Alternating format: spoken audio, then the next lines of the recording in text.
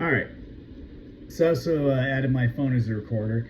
I usually just do YouTube Live. I might try to see if it might work with the laptop or the desktop, and then when I do that, then I'll have the YouTube video saved. So if it doesn't save to the cloud, then I just copy and paste the YouTube video to the computer and put it on the Canvas Classroom, because it says it saves to the cloud and then it doesn't save to the cloud. I'm just like, it's supposed to save to the cloud. Anywho, so I'm still learning as I go. So you guys can come on in, join the Zoom meeting. I'm going to, let's get over here so I can get Canvas login, so I can get into the classroom. But yeah, same thing. If you guys got any comments or questions, do not hesitate. Where am I? Open up. All right. Wait, do I sign in? Interesting.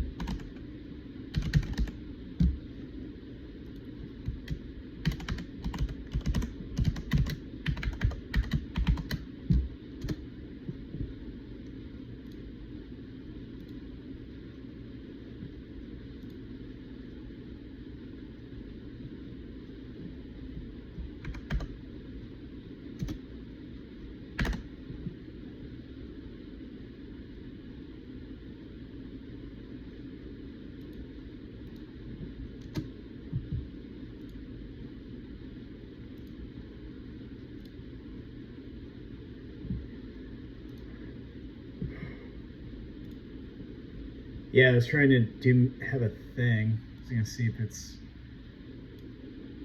forget it, Zoom. Just get out of here. No, just close. Forget it.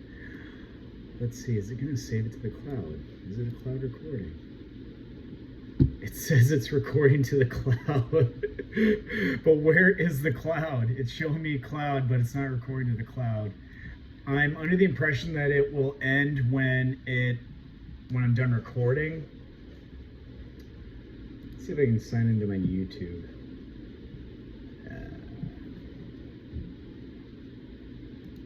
Hang tight.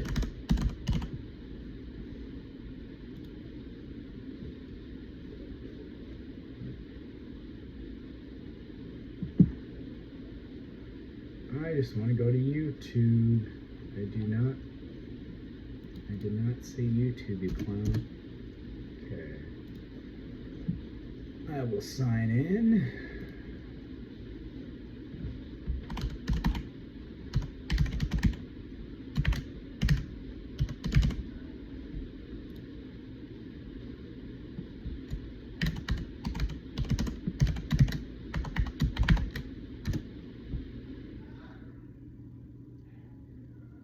All right, perfect.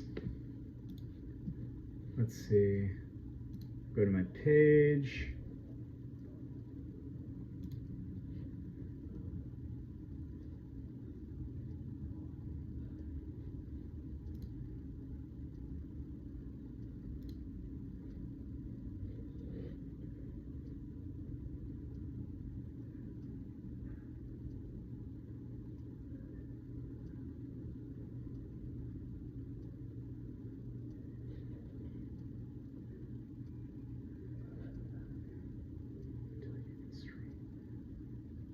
Why do I gotta wait?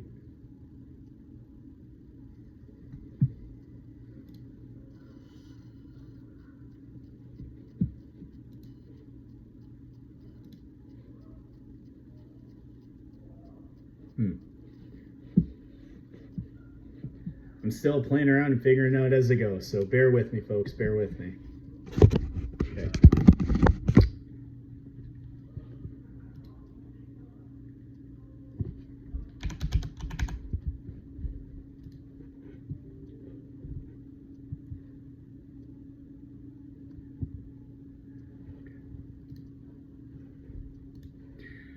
So I'm just under the impression that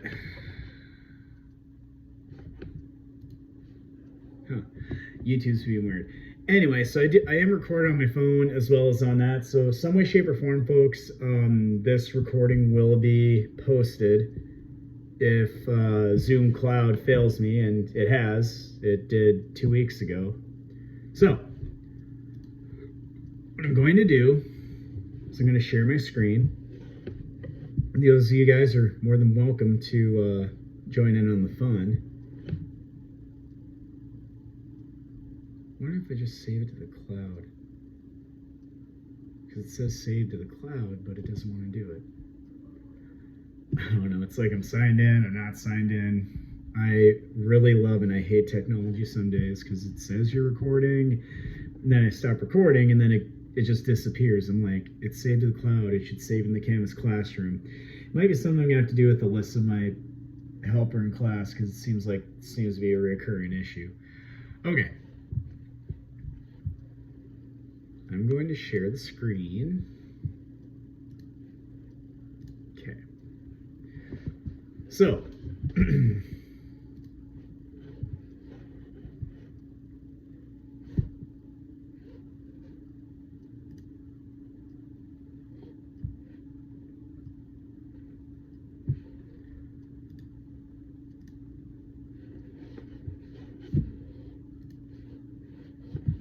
I'm going to end this one. I'm going to try to open it up in the classroom again, and hopefully it will work.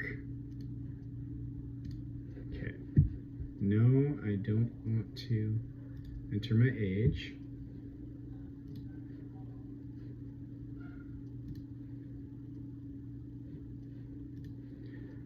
Okay, let's try this again.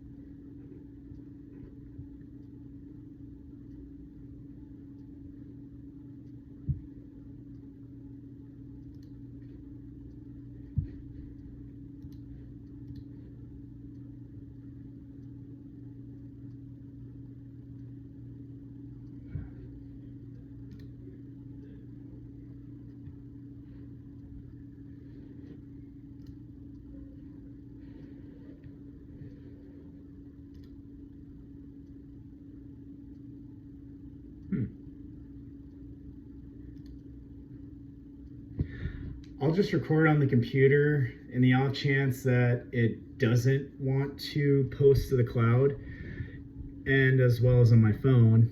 In some way, shape, or form, what we'll do is I'll make sure that it gets put up, because I'll keep my phone up, and then I'll just put it to YouTube, and it'll delete the video. So in some way, shape, or form, we will make something happen. All right. So tonight, if you guys join in on this meeting, hopefully some of you guys can join in. It's open office hours. So I'm going to share the screen, which is that one. All right. So one of the big things that I noticed that's been kind of like a recurring issue that's been, I've seen a lot of your guys' your reports and your PowerPoints, and they're all really good. Don't get me wrong. They've gotten a lot better from the first set in September. See if I can switch my phone around. Then I'll switch screen. Okay. Come on, flip around.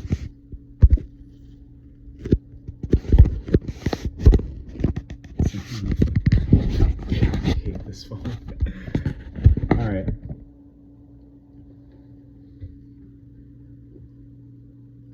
Okay.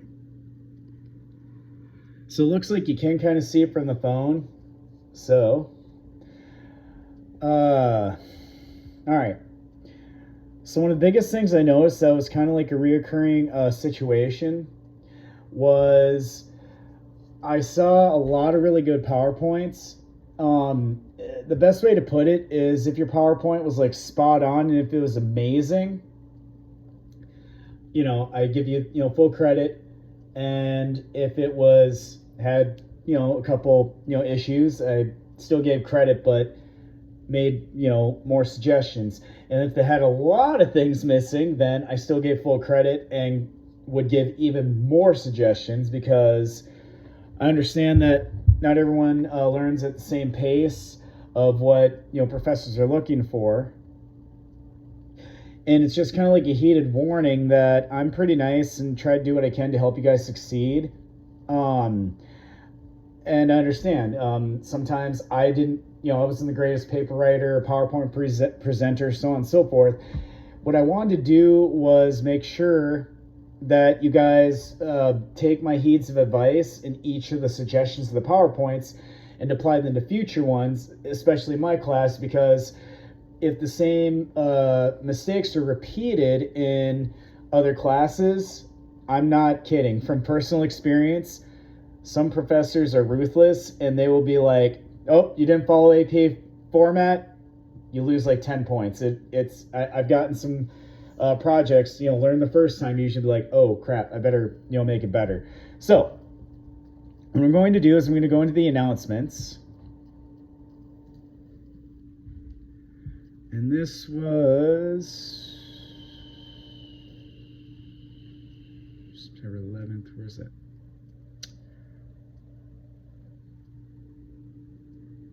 Where's that rubber band trick? Because I was gonna go through with you guys on. I posted a lot of it to your guys' assignments.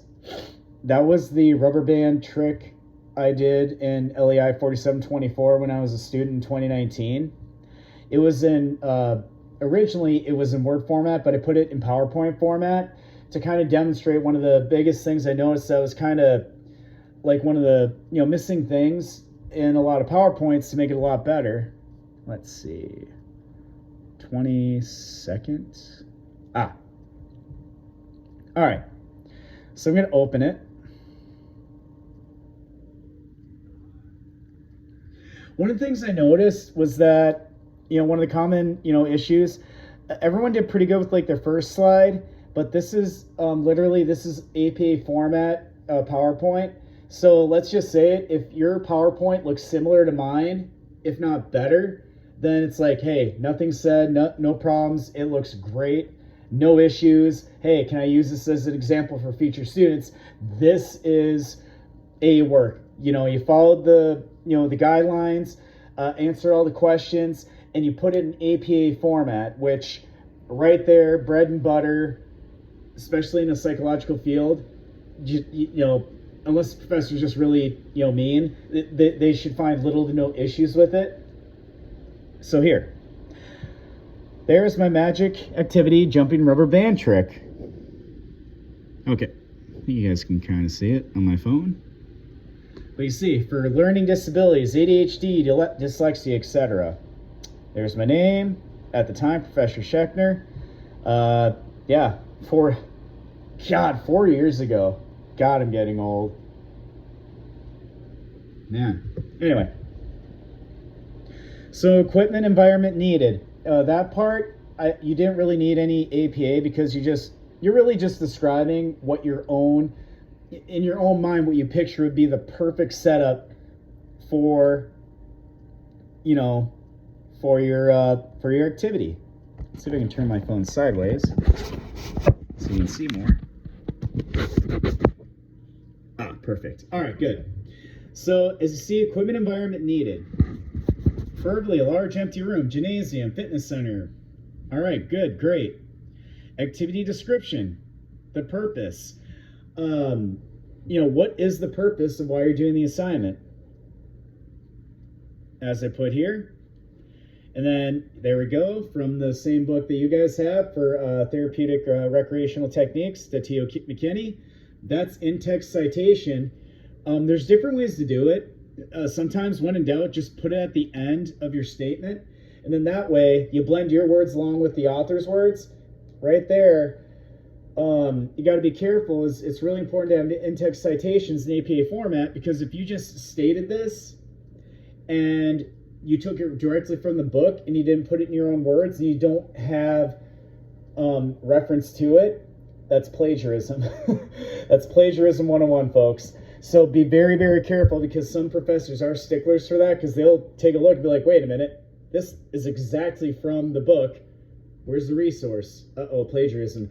Be very, very, very careful, because plagiarism You can literally, a professor will be like, you know what, redo this entire thing, put it in your own words, because you literally just plagiarized, which is, cheating from, Dr. DeTio and Dr. McKinney. You literally just stole their work. But when you make in-text references, that means, hey, you are taking some of their information, blending it into your own. Got to give credit where credit is due. So activity instruction, that's where I just did that. Like activity 1 hour a week, that was my own approximation of what might work. And after a certain point, if you start adding more, as you see, another reference, when in doubt, just in-text citation. Put reference to T.O. McKinney or any other resource from the internet. The more in-text citations, the better, because in that way, it's better to just have a certain set amount, whether it's the, at the end in parentheses, that's in-text citation. The other one is according to so-and-so, parentheses 2012 or whatever. That's another way. I'll show you in a little bit. So this one, the rubber band trick, step by step, I showed like how to do it step by step. As you see, that's the YouTube video. I referenced the YouTube video that shows you exactly how to do the rubber band trick. So I gave credit where credit is due. Let's see for a second. So yeah, I did a lot from DeTio McKinney and in-text citation. There you go, 4th and 5th days. Every once in a while, it doesn't hurt to throw one in there, because then that way, if, let's say, you did something similar to this, and I was the one grading it, which I am, I would go and be like, what the heck is this? So I would grab DeTio McKinney, look, and be like, oh, the jumping rubber band trick. Awesome, great, awesome, it's in the book. That's a great, great magic, therapeutic technique. I love it. Leadership considerations. This one, it's not really necessary to have in-text citation, but like a hypothetical, a rec therapist, a PTOT psychologist, that's where you get creative. It's a hypothetical where you don't really need, but if you find like a website or a book or anything that refers to the type of staff you need, in-text citation, say where you got it from. This one I just made off the top of my head, and possibly from, yeah. And then entrance criteria, I added, in-text reference to T.O. McKinney, so it says it was from there, so they'll look if it's very similar. Oh, wait, I didn't plagiarize because I referenced, the book or reference the website. Entrance criteria, that one wasn't really necessary. It looks a little bit better because you want to kind of like paint an image or a picture of what you got coming into this group. What type? Right here, moderate skills at listening and following directions, which average person, student, veteran, whoever would likely have that, covered. Or when you do an assessment on a patient, you'll figure it out. Hey, if they can follow directions. Me, I work with veterans. They're embedded. They've learned at some point in a military career how to listen and follow directions. Even ask entry-level questions. Have you ever seen a magic trick? What's your favorite rubber? So those are kind of like icebreaker questions to get those involved and kind of like get them to, you got to try to advertise to make it look really cool so they'll be likely to be like, you know what, I'm going to try something new. Exit criteria. So entrance criteria is something that's kind of like at the assessment portion. You're assessing the ones going into it. Exit criteria, these are the goals that the participants will accomplish as a result of doing this group. So look at that. Improvement in magic skills, self-discovery, self-esteem, self-efficacy, coping skills, taking teamwork, how they lower anxiety, depression, everything. Exit questions, something to, debrief at the end. Was it fun and interesting to learn? How? What's your favorite rubber band trick? So then that way, it's kind of more open-ended questions. So they just say, yeah, it was fun. But then you say, how? How was it fun? Then you open up, open-ended. You get them to talk more about it and how it made them feel. And this is evidence-based because it was taken from, the T.O. McKinney book, and it says that's how it does. Now, because I wasn't the greatest at in-text citations, it was either in the wording or at the end in parentheses. That's in-text citations. So for adaptations, I noticed a lot of you guys had great adaptations for different disability levels. For some had autism spectrum disorder, or paraplegia, quadriplegia, dementia, everything under the sun. It's preferred. I highly encourage and make this a habit. Do research on how any of these activities can be adapted. You can get it from the McKinney book. You can get it from, like I did, Hocus Pocus. It was an actual website that showed how to do this type of magic trick with individuals with ASD. So it says, high functioning autism spectrum disorder. It used to be called like Asperger's, but now it's kind of gone through some changes. Now it's just known as high functioning autism spectrum disorder, which, hey, I know a little bit about it because I have it myself. So, so that's why, things like this are more personal and experiential to me, that I would, I'd do my research and look and be like, hey, this is a really good way that I can learn how to do this rubber band trick. And look, it can encourage child to have meaningful, and this was taken from the website. So when a professor's grading it, they see Hocus Pocus 2019 at the end in the citations port, or the references slide, which is usually the last one.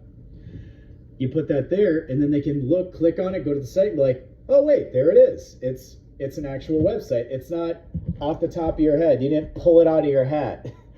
Because what's really important about this, and it's going to apply to rec therapy, it's going to apply to PT, OT, medical doctor, everything in the medical field. EBP. This is showing evidence-based practice, because this site was actually a done way to adapt the magic trick. And when you look it up, some other practitioner provider, if you're trying to pitch it to a clinic or whatever, they'd be like, wait, that actually does work. Yeah, there's proof that it works. Because if you just say things off the top of your head that it's great and wonderful, I mean, some providers, your bosses, whatnot and so forth, might be open to ideas, but some of them are going to want to see step-by-step instructions. They're going to want to see proof that it actually works.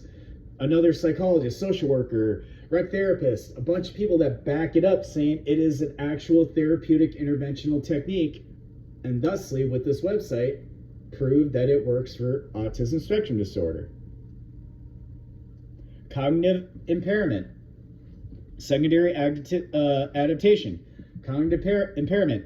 It can be TBI, it can be learning disability, it can be Alzheimer's, dementia, some sort of cognitive impairment. And look what I did.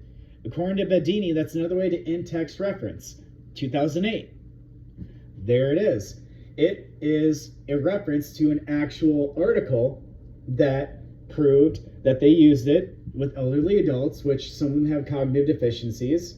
Can be just age, it can be dementia, Alzheimer's, TBI, anything that causes cognitive impairment. Right there, they did an actual study that proved 7 out of 11, which is really good, really good odds that this activity adapted for that population does actually work. So then nurse, doctor, provider will take a look at this and be like, they'll look it up and be like, this actually has got really good results, so let's try it. Boom, there you go. You got a new group approved for your clientele. You try it, it works. It doesn't work, evidence-based practice. If it doesn't work, they don't like it, kick it to the side, try something else. That's the neat thing about thinking outside the box and being creative, in your assignments as well as in your job. It's really important to think outside the box and come up with new ideas. Encourage new students, encourage new patients, educate, be like a trailblazer, something new or interesting that people haven't tried before. And right there, it proved that it was therapeutically beneficial to that geriatric population. And there we go. My third adaptation, or hypothetically your third adaptation. Finally, magic can also be adapted for those with physical disabilities. So I literally covered a cognitive, a learning disability, and a learning disability, a cognitive disability, and a physical disability. We put it all together in like a sandwich. So hemiplegic cerebral palsy. issues with like the spine and whatnot that can cause physical and or cognitive and or mental impairments, or hemiplegic, where hemiplegia means they have partial paralysis in their body. Green and colleagues, 2013, in text reference right there. So I can go at the end, if I'm the professor grading my own paper, studied intervention 7 to 16 years with HBP or HCP. Look at that. Oh, at the end of the program, perform a magic show. Research showed after successful mastery and completion of magic tricks, students were successful in maintaining participation, motivation, and intensity in magic therapy, and they completed the goal. So as we can see, you literally concluded that this can be adapted and therapeutically beneficial for individuals with hemiplegic cerebral palsy. And yes, I'm kind of a goober. These people believe in magic, do you? Yeah. But sometimes it's good to be, feel a little bit of point there. So right there. Bedini, magic as a therapeutic intervention with older adults with mild cognitive. So right here, if I were the professor, no, I don't want to highlight that.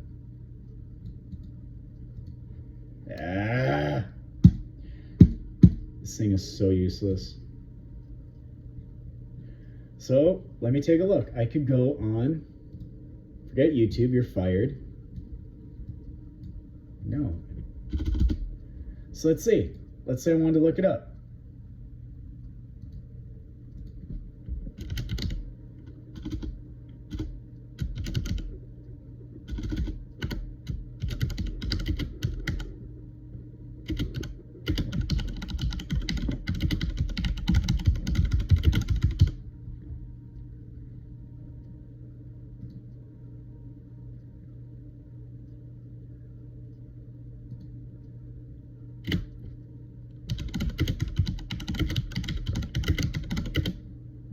With mild cognitive and physical.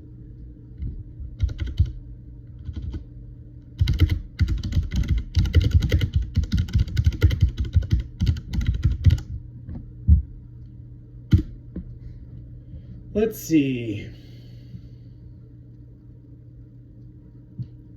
It might have gotten upgraded. So I'll take a look. Bedini.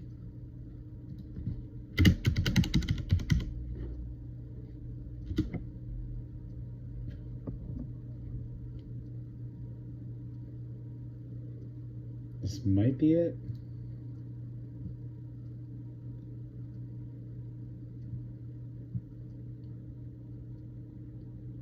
So right there, well, the original research article, so as you can see, it was a research article and it might have been updated. So there we go. So the same thing was a research article, and it has Ting Li, Wiley Yang, Wen Chin Lin. So these are the researchers behind it. So they researched it in Taiwan. 24, 60.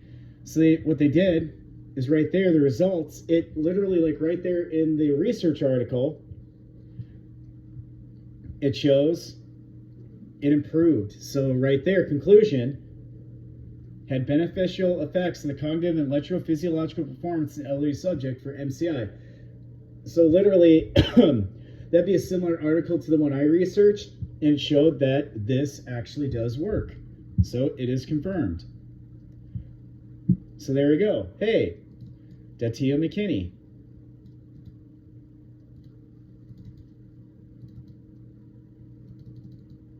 Oh, okay.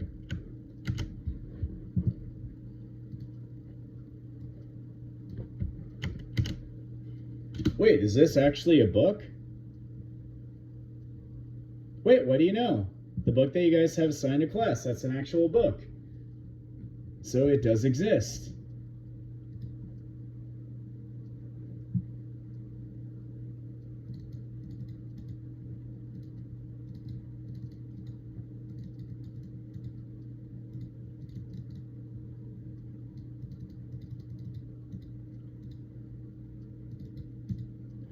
So I'll try to do this. It might still get out of here.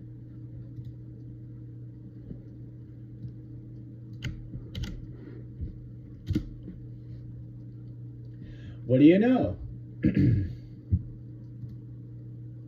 Magic works. It is an actual article. There we go. I think that's the right one. Yep.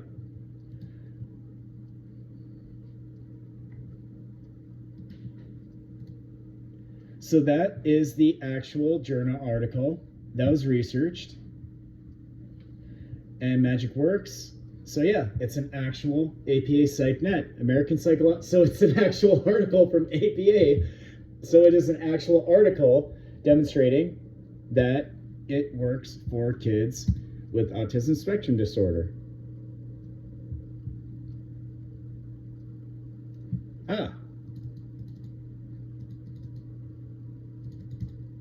So I just do that, and some professors can click in there.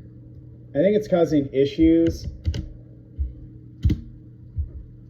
And there we go. I think it was Ditto Green. Yep. What do you know? It is an actual article. I didn't just make it up. I actually looked this up, and there we go. That's the actual article that I researched for the class. Aim, method, results, So literally, some of these have it. I mean, there's the entire extended article, which is like really long, but literally, it's an actual article. It's a free article. The aim, the method, the results. So that's evidence-based, saying that this actually worked for children with hemiplegia. There we go. Hocus Pocus education. So I copy and control that one. Copy, paste. Well, there we go. HocusPocus.com. It ain't just Hocus Pocus. It's an actual website. There we go. Doing magic tricks for students with special education, autism spectrum disorder. It is an actual article, and it shows all the beneficial results of kids with ASD doing this. So it's an actual research site. And there you go. Let's see, I had the, it has a number, it has a home, menu. It's an actual website. I think what happened is if you don't have the year, if it doesn't say in the site or anything, just put the year you researched it, which I did, but I actually showed the URL of where the website is, and it's there, it exists. It's an actual existing therapeutic technique.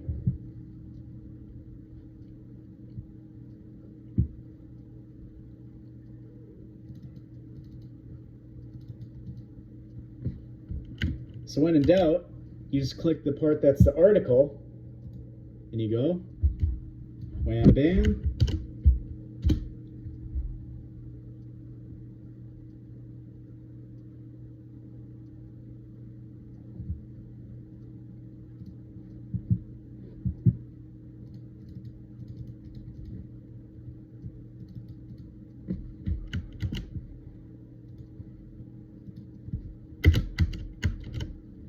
Okay.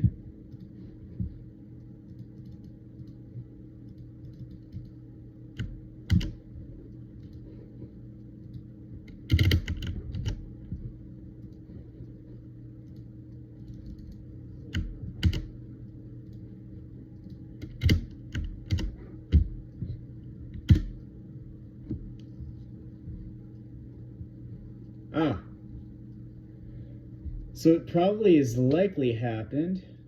Was it 2011?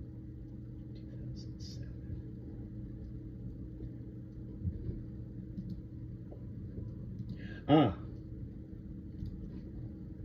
So there we go. That's the original article. It might have gotten updated. Yep. So it was probably updated in 2011 because it was researched. There we go. got the reserve, measures, all the finer details, then shows the conclusion, and there we go. It might have been updated with some new research added to that same theory, but it is an updated version of that same article that was taken from National Library of Medicine. So there we go. So sometimes, because that was an older article from 2007, it likely got, re-updated from the individual journal from 2007 with newer research to back that up, so it does exist. It is an actual article.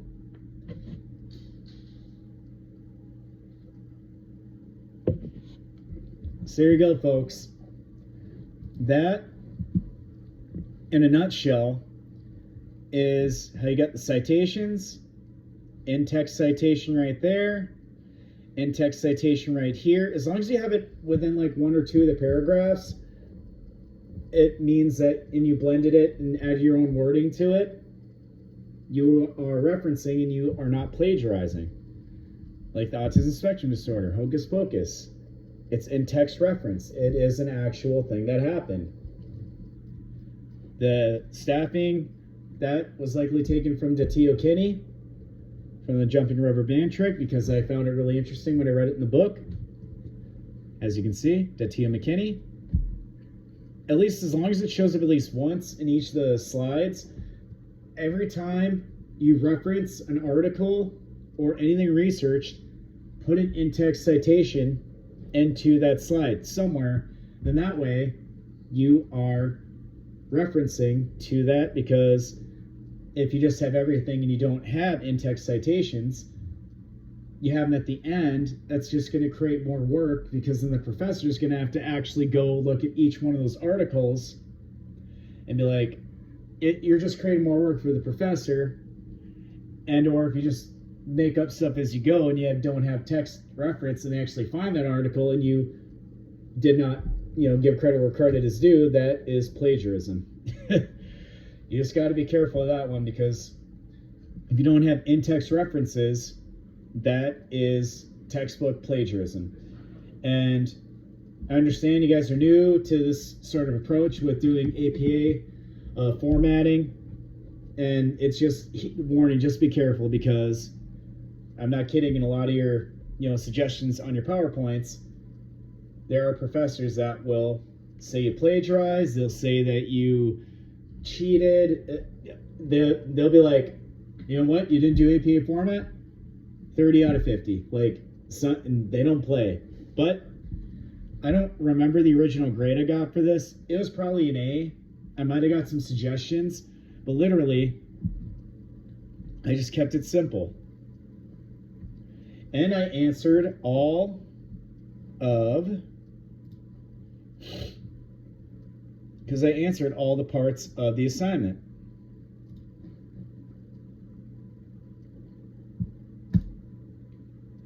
Did I have facilitation technique category? Yes, I did. Did I have activity title and citation? Yes, I did. Equipment environment? Yes, I did. Activity description, purpose, instructions, number of participants? Yes, I did. I had all those. Leadership, debrief, process, aka entry and exit criteria. Type of leadership? Yes, I did. Proximity of facilitator? Yes, I did. Safety considerations? Yes, I did. Discussion questions, entry and exit criteria? Yes, I did. Adaptations. Evidence-based, hence in-text citations reference saying the 3 different disability groups you research to adapt that particular activity has an article proving that that has been done. Of course, if it's completely new and hasn't been done yet, like I always said, I love and encourage creativity. If you cannot find an article on it, I'm not going to penalize you on it, because who knows? You could be the one researching it and create a research article yourself. There you go. You just backed up with research that your activity actually can be adapted for that said disability group. Because I will look for adaptations to demonstrate research efforts, like I did. I did see your guys' citations at the end, and But in-text citations references the citations at the last slide that you have to cite literature and research. Don't come up with it on your own. Because, like I mentioned, if you don't have in-text citations in your PowerPoint, especially in disability level, that looks like you just came up with it on your own. Other professors will take away a lot of points because you just came up with it off the top of your head. It's creative, but it's not scientifically evidence-based research. And some professors will be like, 6, you did not do any research. You just came with it off the top of your head. 1/6 of 50 points. 1/6, which is like, I think 12, is it 12 or 8? Whatever. Like 12% or something. 18. Oh, sorry. Actually, let's just grab the calculator while we're at it. So let's say that professor found out that you just described 3 adaptations with no research. They will take that entire section off in the rubric. They'll give you a 0. Calculator. All right, let's show the calculator. I always liked math. So 1/6.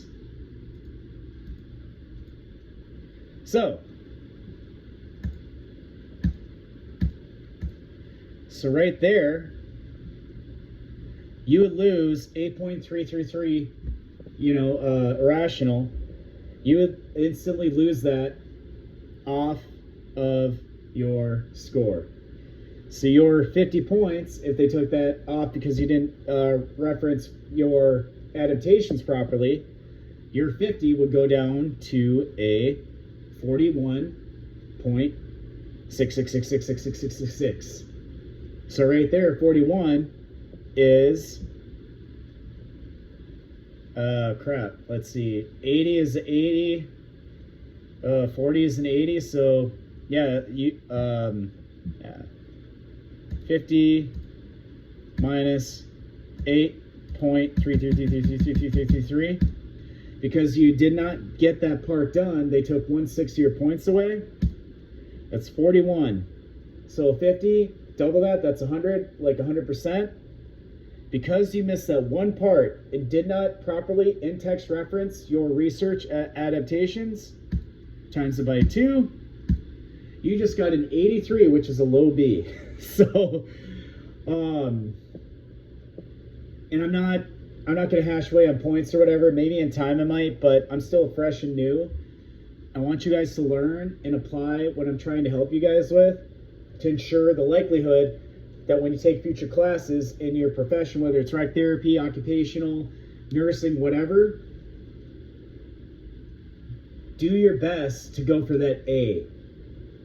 Whenever I seen, and you guys, when I said, can I use yours as a reference? From when I graded your PowerPoint, that means literally your PowerPoint, you made me jealous. You literally made a better PowerPoint than I did, and I got an A on that assignment. So by deduction, that is what a professor like me or other professors of rec therapy are going to be looking for. You'll get an easy A because you followed all the directions, you did in-text references, you were creative, innovative, it just looked beautiful. So if you made me jealous because you did better than I did, yeah, of course I'm going to give you,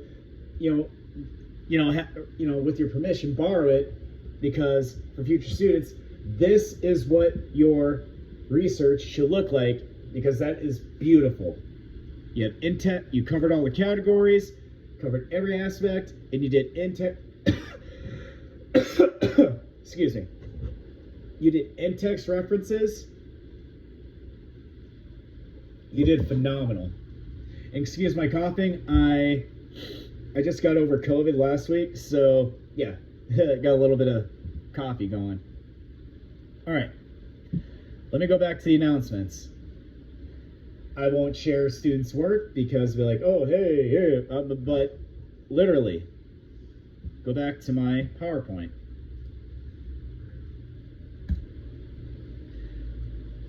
So if your PowerPoint is better than mine, keep doing what you're doing. You will do fine, especially in my class, and you will likely do very fine in other classes because, let me get back to my class. All right.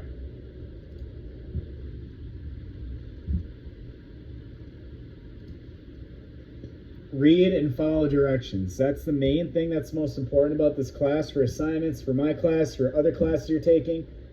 Read and follow directions. My PowerPoint followed all the directions. It's not perfect. Like I always said, I don't want perfect, but it got an A because it covered all the areas that are requesting the assignment. I have nothing to say, but hey, can I borrow your assignment for future reference?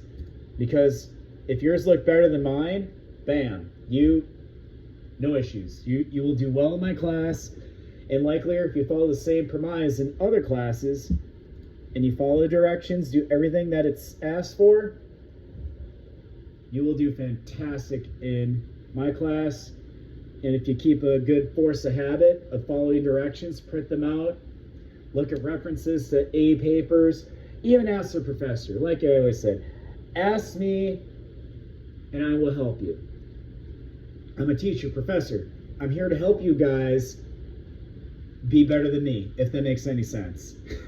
I'm not saying I'm like the greatest rec therapist professor in the world. I like to think I am, but I know I'm not.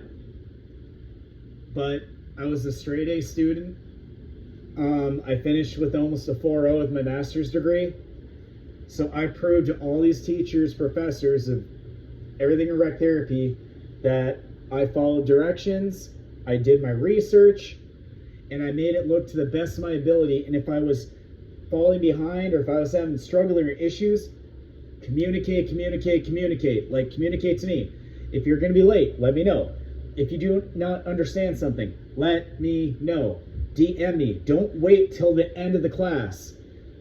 It's more important, because if you show initiative and you want to learn, it's my job as a professor to help you learn, or put it in a way that you can understand it, or help you succeed, because that's what a good teacher, professor does, is ensures that all their students do the best they can and learn, little fine-tuning, little mistakes, kind of like polishing away the dirt, the dust of the diamond.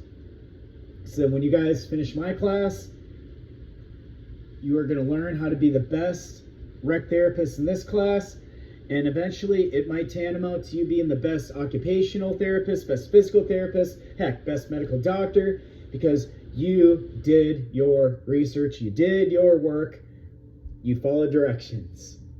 Very simple, straightforward directions. And it's a good habit to get into. Be punctual. Get your assignments done on time. Get your quizzes done on time.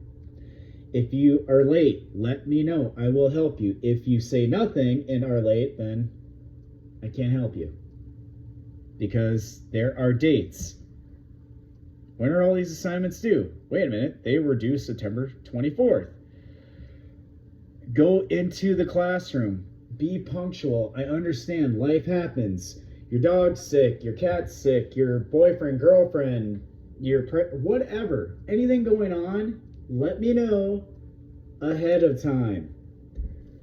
If your assignment is due last week, October 15th, you message me on tonight, and you at least did message me, I'm going to get on you and be like, punctual, time management 101, folks. Let me know on October 14th, 13th, 12th, all the way to the beginning of October. Let me know if you're going to be late or if you're struck, whatever. Let me know ahead of time before it's too late so I can help you. I learned this a very long time ago when I was at, when I was in a university. I was pre-med before I joined the military, and I was in bio. I thought I was really smart. Hey, I didn't do very good in this class. Did I just sit there and say nothing? No. I went and I spoke to the professor. Dr. Julius was a bio professor in the second semester. I said, Dr. Julius, I don't know what's... can you make odds and ends of this? He's like, here, this is what I'm teaching you. When I say this is important, write that down. That's going to be on the exam. When this is important, this is going to be... oh, okay. So I caught on right away, wrote it down, went from barely a C to like a B plus in bio. And I'm like, oh, okay. That was a perfect example of a good teacher and student relationship. Ask for help. There's always going to be someone there to help you. I'm here to help you guys. Other classes, other, good, helpful professors. Communicate. It's very important. Let them know you need help.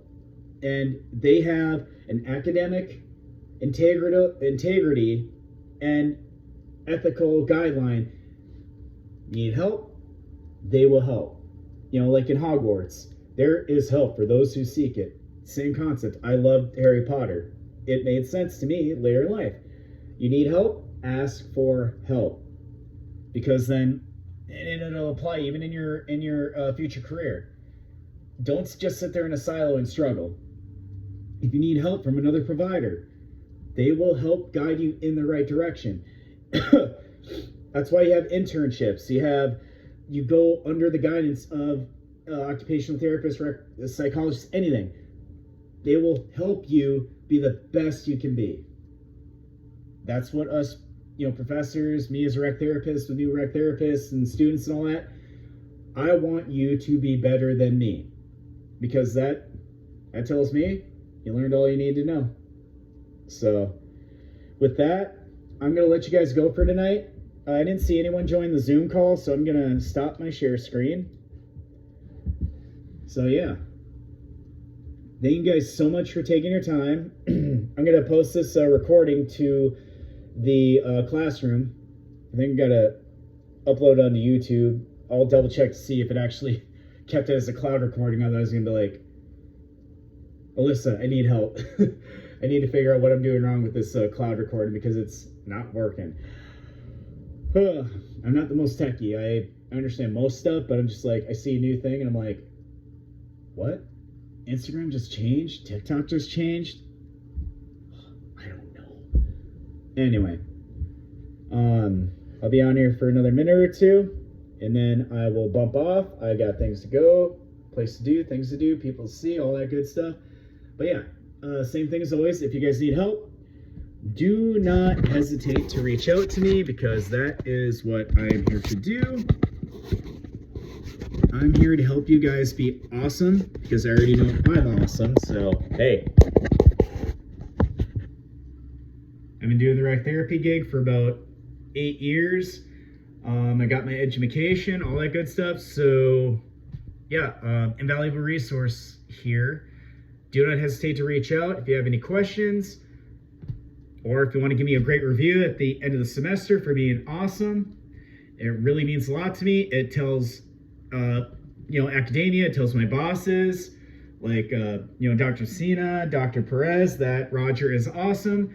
Please keep him as a professor because he actually is awesome and wants his students to succeed.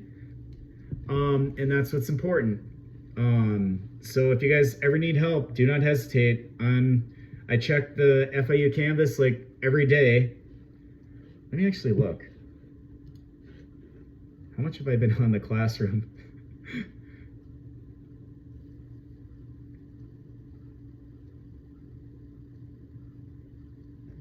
Where the heck am I? Oh, God. Yeah, average student's been on there, 8, 10, 12 hours. Apparently been on this classroom 166 hours. So, yes, I'm very committed to being in the class. So, yeah, I'm always watching. But, yeah, do not hesitate to reach out to me if you need help, comments, questions, whatever. Thank you, guys. Have a great night. Take care. And have a good one.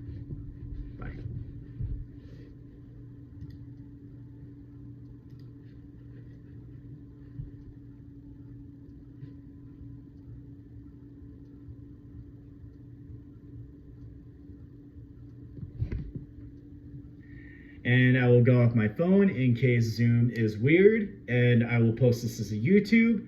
So I'm finding other ways around the barriers of technology with Zoom calls and how to put them in the cloud and all that. So yeah, I'm finding ways to break down the barriers. Hopefully my wonderful, wonderful Miss Alyssa will help me to not have to do all this extra work. I just click, record, boom, done. That's it. So thank you guys and have a great night.